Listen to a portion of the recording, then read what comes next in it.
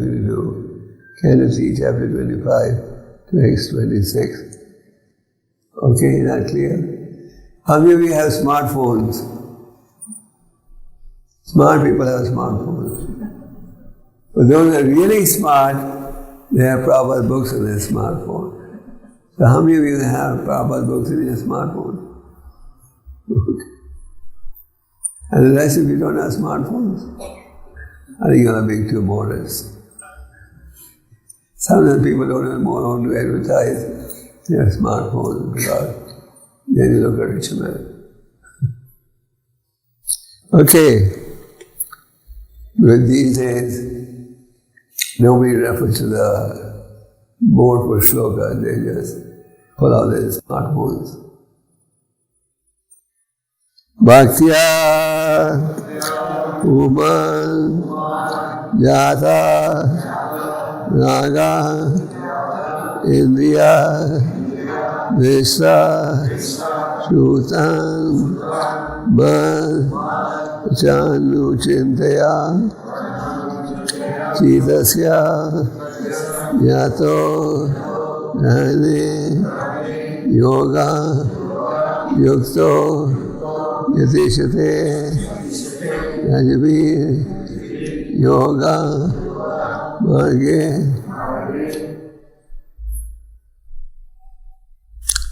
Bhaktya Pamanjata Viraga Indriyat Visasudamana Janu Chintiya Chitasya Yato Jnana Yoga Yukto Yateshati Rajvi Yoga Marge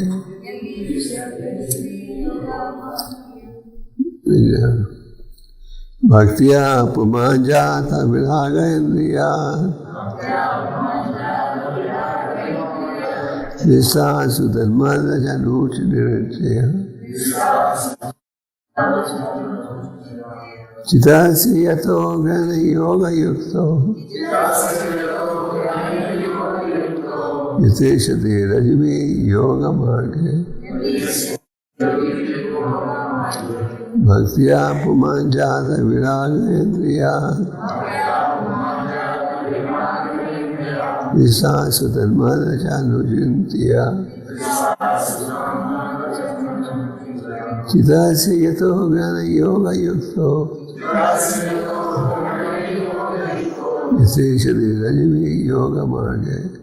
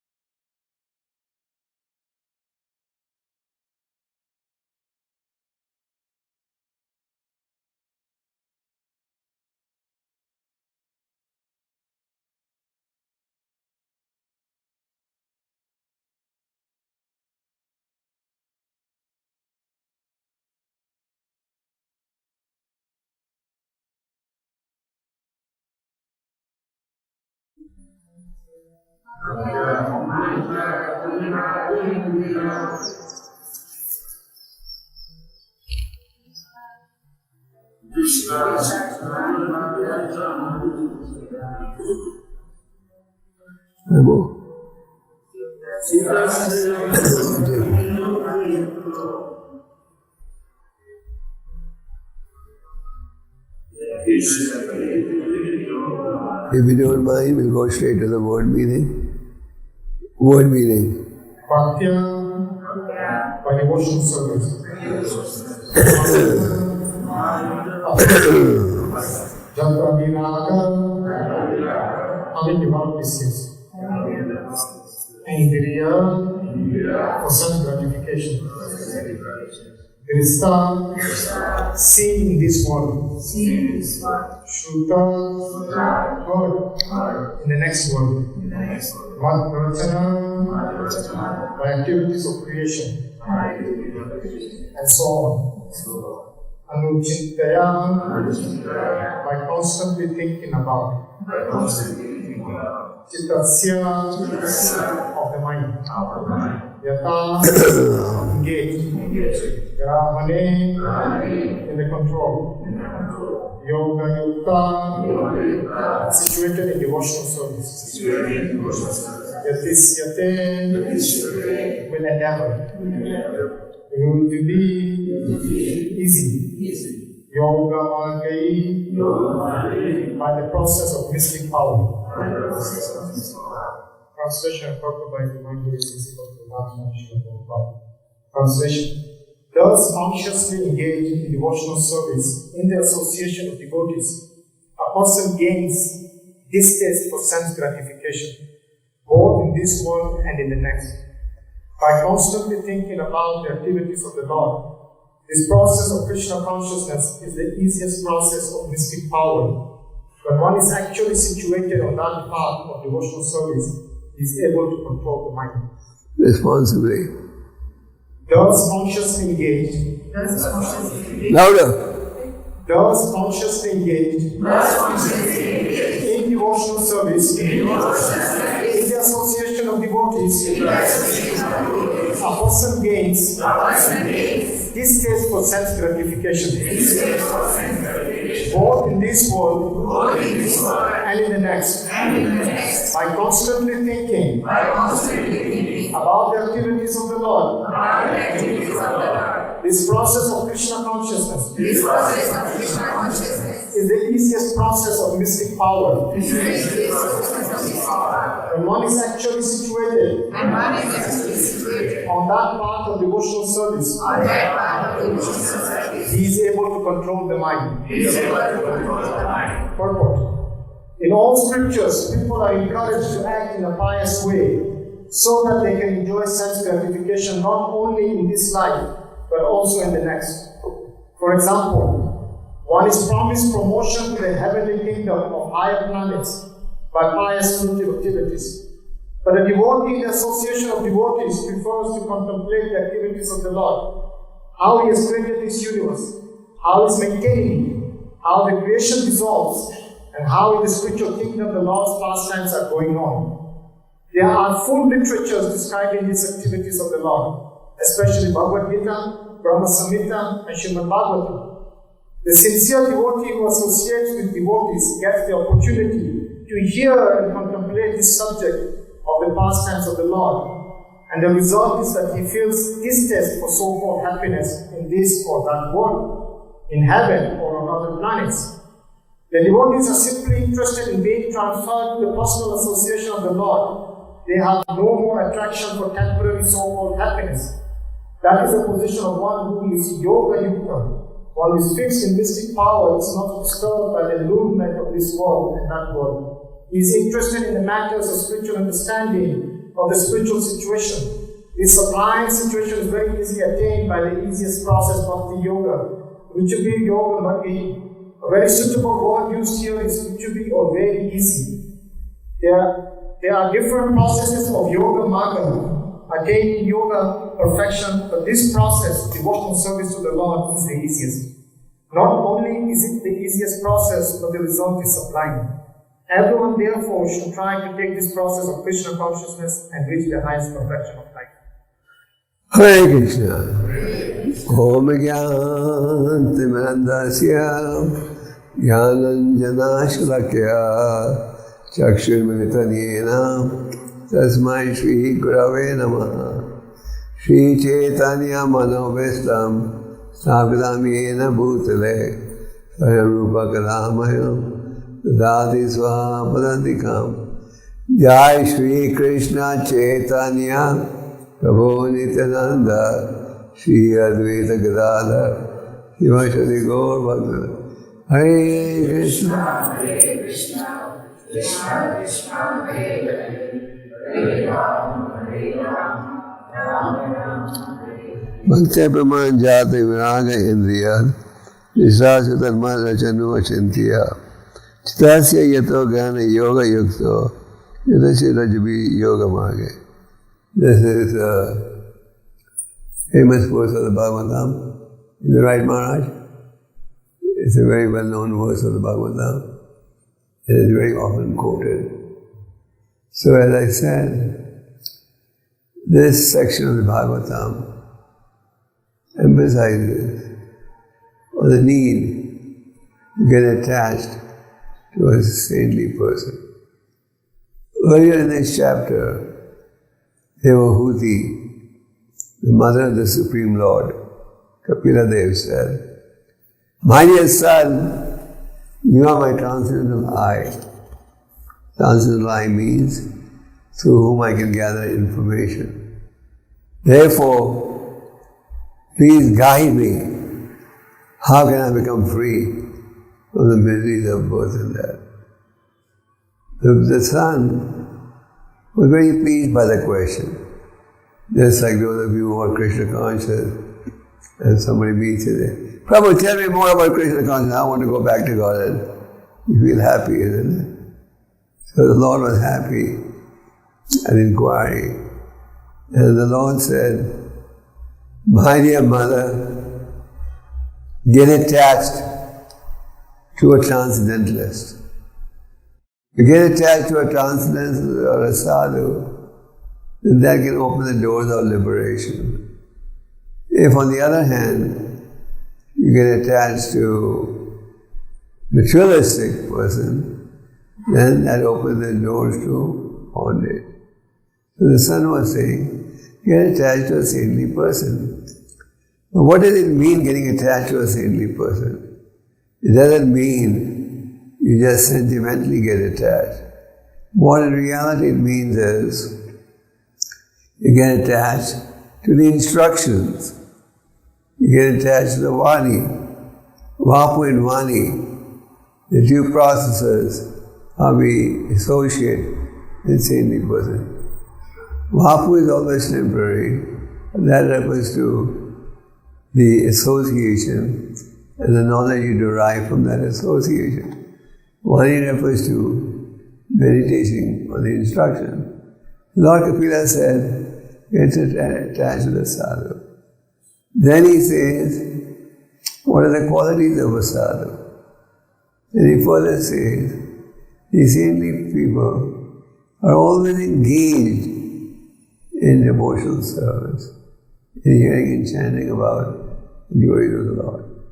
Lord Kapila has already explained in this section the qualities of a sadhu, the characteristics of a saintly person. You don't become a saintly person just by putting on a spiritual uniform. By that I mean put on saffron clothes, tilak, etc. We become saintly by exhibiting saintly qualities. And they were nicely described in the Srimad Bhagavatam, the saintly qualities. So Lord Kapila Dev is continuing to emphasize the importance of spiritual association. And then he says that execute devotional service. So after this, the Lord Kapila continues to explain. Here he is saying, those who want a distaste from sense enjoyment. What is our biggest impediment? What is our biggest obstacle? What is our biggest challenge? Who knows?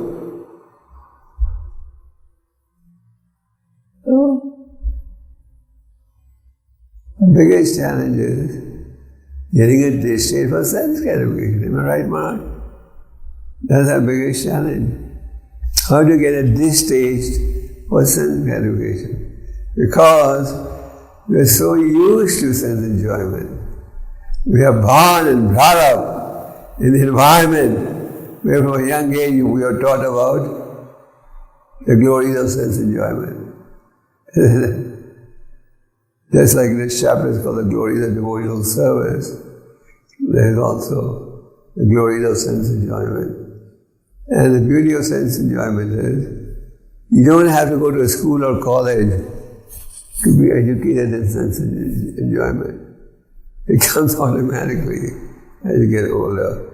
Normally, if you want knowledge, you have to go to school or college. But to get knowledge on sense enjoyment, you don't need any formal education.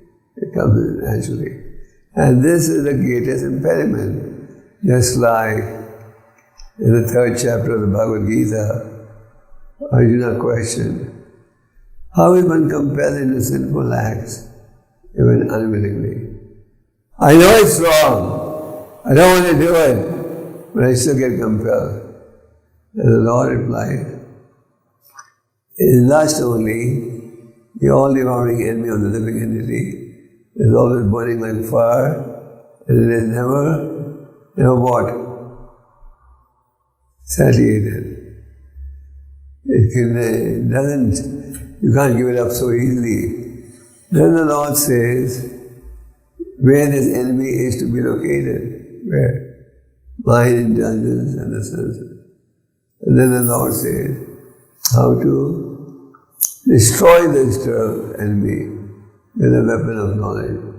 So we need to cultivate knowledge to get a distaste for sense gratification.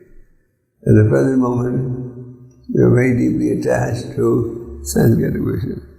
And even after we come to Krishna consciousness, the taste remains unless we make a serious endeavor.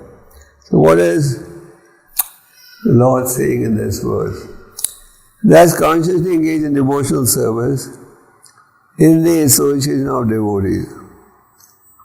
So consciously engage. You can render devotional service consciously and unconsciously. Agyata Sukriti and Gyata Sukriti. Agyata Sukriti is you render service without realizing you've done something auspicious. Just like, for example, you go for book distribution. People buy a book. They don't know that I'm buying this book and this is the beginning of my devotional service. They buy it because the devotee spoke enthusiastically or whatever. But that is Agyata Sukriti. You go in Harinam, people join us. They begin to chant and dance. So they are rendering service, but they don't know this is going to give me some benefit.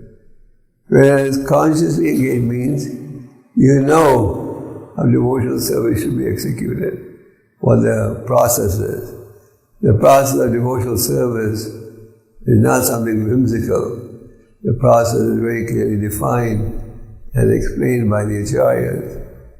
And Prabhupada summarized that in his books. So, what is Kapila Dev saying? Engage in devotional service in the association of devotees, a person engaged distaste for sense gratification, more in this world and in the next. So, many of us, or most of us, are addicted to sense enjoyment. Is it right, wrong? Right, wrong? Right. Okay. And we come to Krishna consciousness, why? We get a distaste. If somebody says, I want Krishna consciousness, but I want sense enjoyment at the same time. Is that possible? No. That's not possible. If you want sense enjoyment, if you want spiritual life, you have to give up something. There's a saying in English, you want your cake and you want to eat it too. You know what I mean? Like, there's a very nice cake, nice icing, like everything. Looks very nice. You don't want to cut it, it looks so beautiful. Then the saliva is coming from your mouth. Oh, I want to taste it all. You can't have it both ways, one way or the other. So if you want a distaste for sense enjoyment, you have to make an endeavor. And the endeavor is a process of devotional service. The process that has been handed down to us is a process coming down in a disciplined succession. And we have all experienced it, that if you try the process, it works. In most spiritual organizations, you walk in there and you get initiated. But in ISKCON, Prabhupada made so many rules. There's a minimum period of waiting for 2 years, chanting and all that. Why? So that you can experience the process, and only if you're convinced should you deepen your commitment. Otherwise, don't deepen it. So this process of Krishna consciousness works for those who make an endeavor.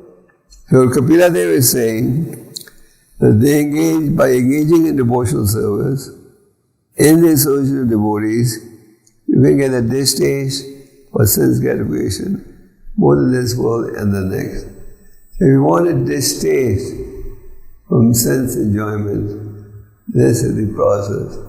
Execute devotional service in the association of devotees. Now what happens when you are in devotee association? Why is devotee association emphasized so strongly? And why is it considered very painful if you are separated from devotee association? Chaitanya Mahaprabhu was on a tour of southern India, and before he embarked on his tour, Sarvabhaumacharya, who had just converted to the path of personalism, was advised that on his tour of South India, he meet a great devotee. Who was a great devotee? Ramananda Roy. Lord Chaitanya asked Ramananda Roy a series of questions.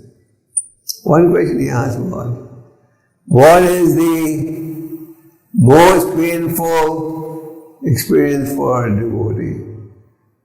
And it's like, sometimes you have pain, and you tell the doctor, my pain is too severe, give me some painkillers. In medical science, there's a whole branch of science now called pain management. So I asked the doctor, who specializes in pain management, pain is pain, how do you manage pain? They manage it by giving you different tablets at different times. So Lord Chaitanya's experience was, what is the most painful experience for a devotee? And what was the reply?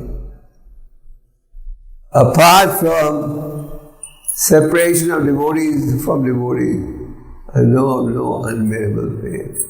In other words, the pain that you experience when you get separated from devotees is unbearable.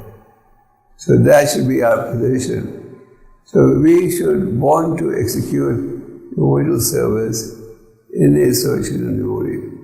Someone may say, what's the benefit?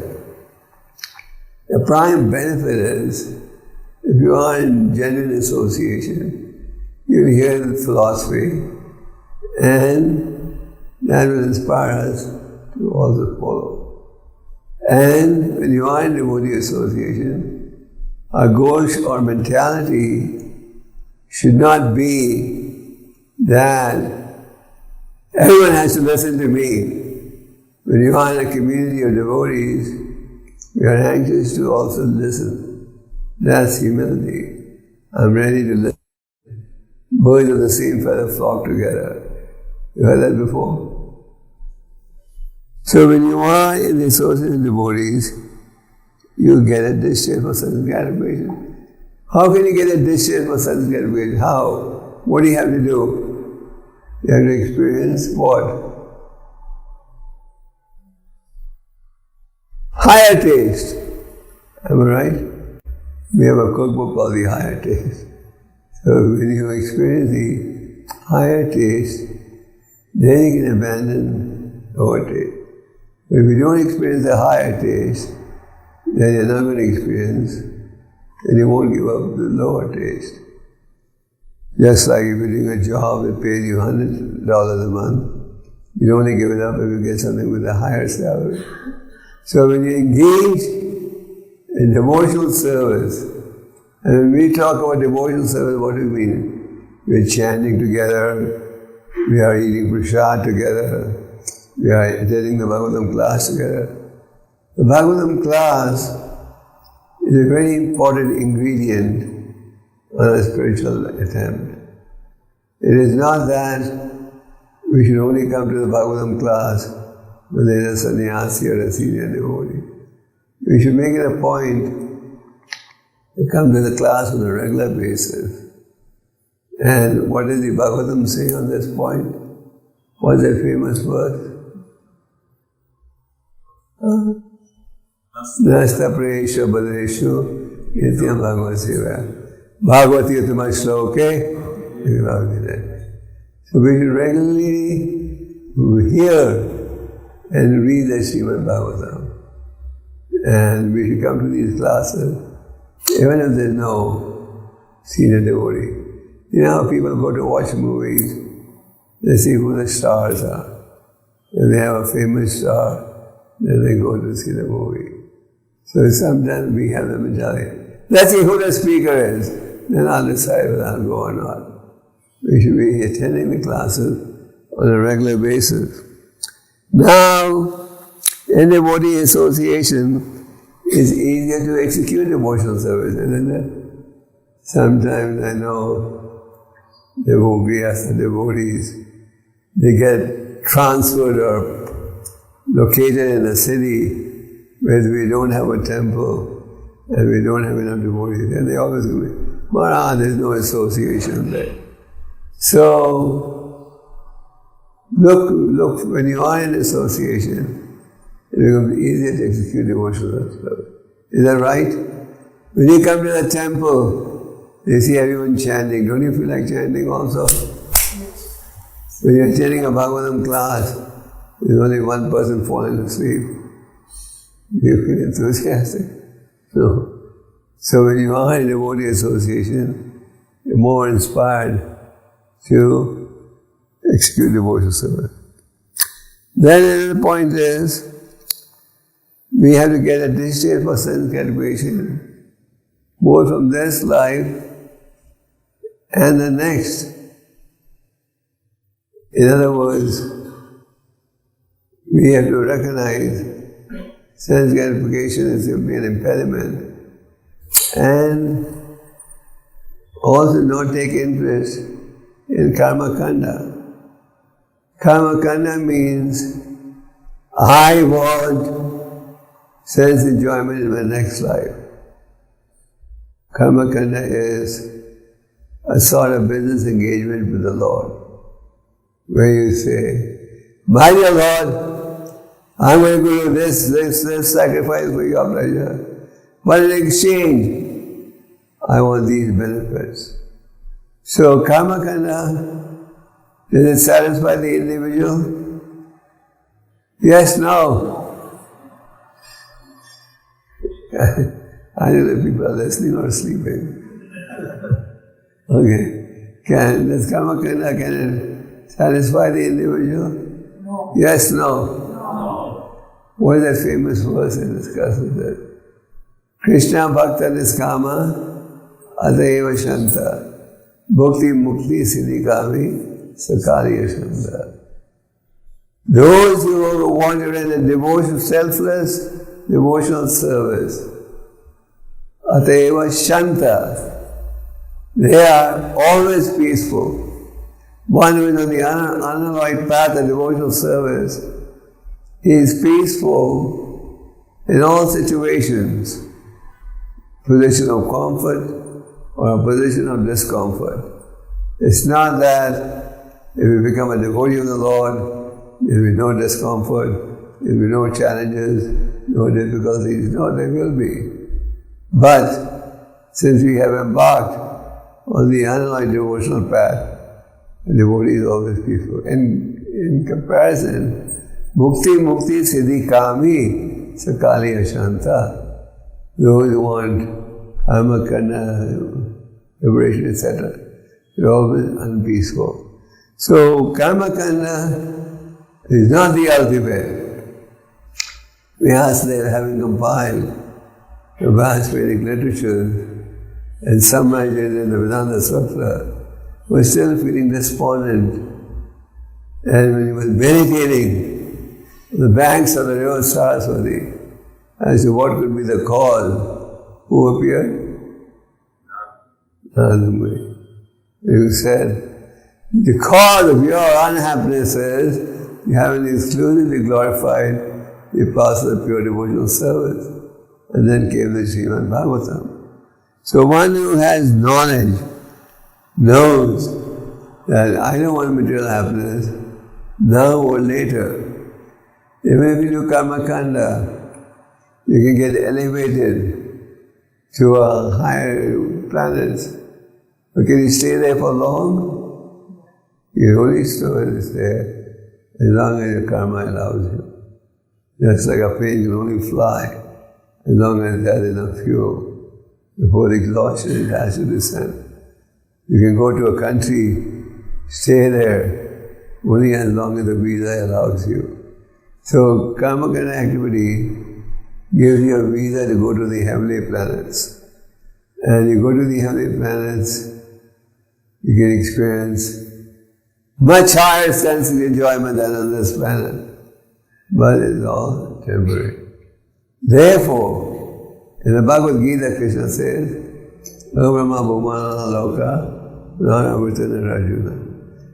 You go from the bottom planet to the top, all are what? Place of misery. But only one who comes to me can transcend that. So that understanding must be there. That even if I get elevated to the heavenly planets, the benefit is temporary. What did he say further? Lord Kapila says, by constantly thinking about the activities of the Lord. One of the activities of a devotee is to engage actively about the activities of the Lord. This process of Krishna consciousness is the easiest process of mystic power. When one is actually situated in the path of devotional service, he is able to control the mind. So continuing on the theme of spiritual association and not desiring any material happiness in this life or the next, the Lord says, a transcendentalist is constantly thinking about the Lord. And Lord Kapila said, this is the easiest process. Is this an easy process or a difficult process? It's not sure. But here Kapila Deva was saying it's an easy process. So you can't differ from that, can you? You may say, no, it's not so easy. In previous ages, the processes were far more extreme. For example, in Satya Yuga, you could meditate for 60,000 years. In Satya Yuga, there were very elaborate sacrifices. In Dwapara Yuga, there was very often worship of the Lord. And the same way you can derive in Kali Yuga, chanting the holy name of the Lord. So this process of Bhakti Yoga has been described by the Lord to be very easy. So, it is easy in the sense, it is easy, and it has been made even easier by who? Lord Chaitanya Mahaprabhu. The process, here is Kapila Deva speaking 5,000 years ago. This Bhagavatam that you read was spoken 5,000 years ago. So 5,000 years ago, Kapila says, this process is what? Easy. Lord Chaitanya made it even easier. He freely distributed this process of knowledge without discriminating who was fit and who was unfit. Freely he gave this knowledge to everyone. So Lord Kapila said, this process of Krishna consciousness is the easiest. He doesn't say just easy. Prabhupada says, easiest. Just like you have good, better, best. Best is better than good, best is higher than better, better is higher than good. So that it's all relative. So here, Kapila Deva is saying, not only is this easy, but it is the easiest. There's nothing easier than this, easier than this. And on this path of devotional service, we should also think about the activities of the Lord. That is, hi Bob, that is someone who is sleeping. So this process is here Lord Kapila talks about also thinking about the Lord. So the mind, as we know, is an important instrument on the path of devotional service. In the Bhagavad Gita, Krishna says, when one who has conquered the mind, he'll be peaceful. And an unconquered mind, you'll not be peaceful. So the point is, we should constantly think about the activities of the Lord. There are several ways how we can do that. One, of course, is think of the passion of the Lord, think of the form of the Lord, think about the instructions of the Lord.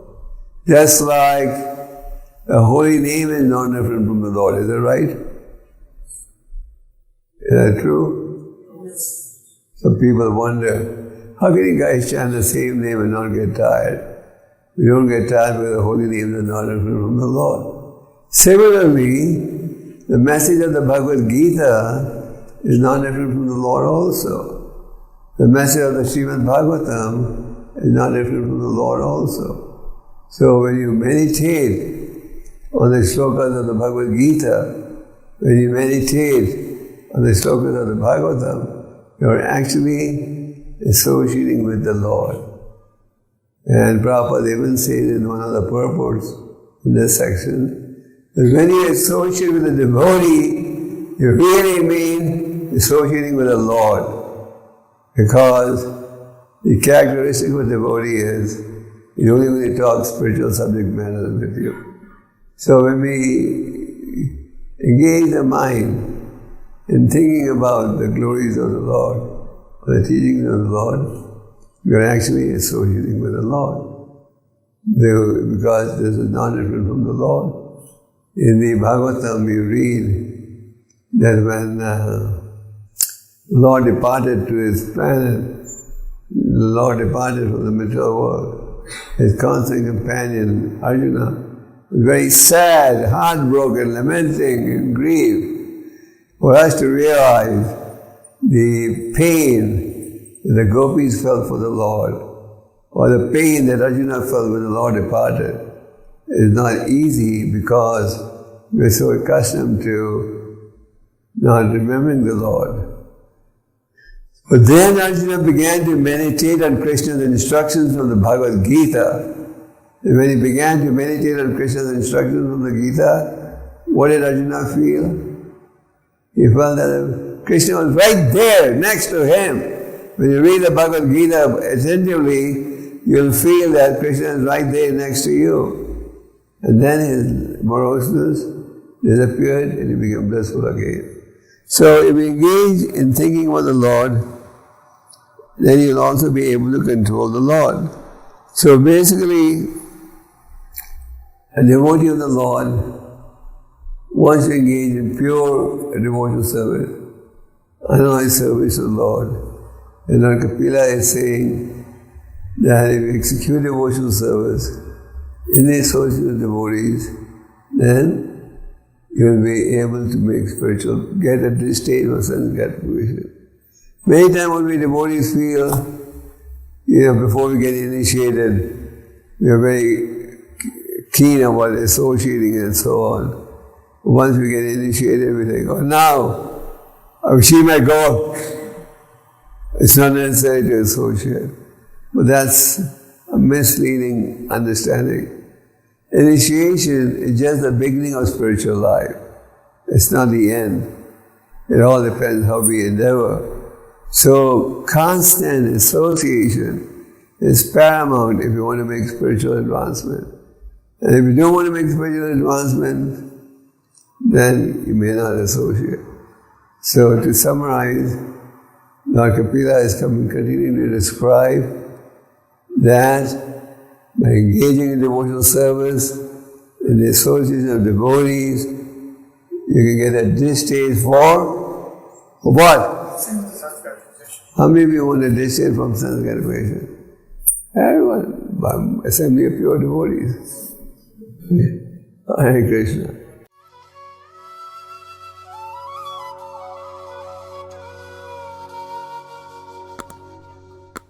Hare Krishna, Hare Krishna, Krishna Krishna, Hare Hare,